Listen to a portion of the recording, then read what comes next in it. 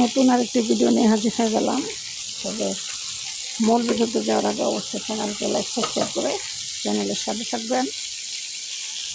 আজকে রান্না করব কাঁকরোল দিয়ে তেলাপিয়া মাছের ঝোল।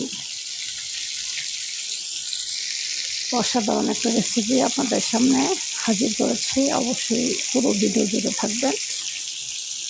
আর কাঁকরোল দিয়ে তেলাপিয়ার ঝোল আসলে খেতে খুবই মজা লাগে, বিশেষ করে তাজা তেলাপিয়া মাছ আর টাটকা সবজি হলে কোনো কথাই নেই, অসাধারণ হয়। এখনও কোনো কাজ করা হয় না, এই দেখেন সব অবস্থান মশারি উঠাই নেই, ছেলে ঘুমাচ্ছে। এদিকে আমি রান্না স্টার্ট করে দিছি, রান্না হচ্ছে।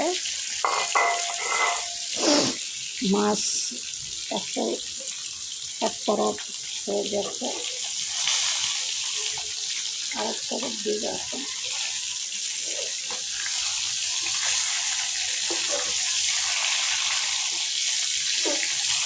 আসলে মাছটা ভেজে নিলে তরকারিটা কিন্তু খেতে অনেক ভালো লাগে।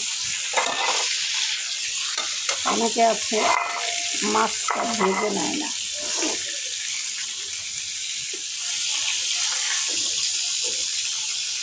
সবসময়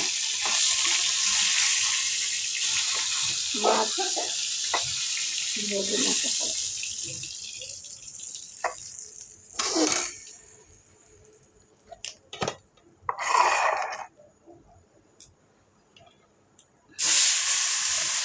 মাছ একটু মচমচ করে ভেজে নিলে রান্নাটা ভালো হয়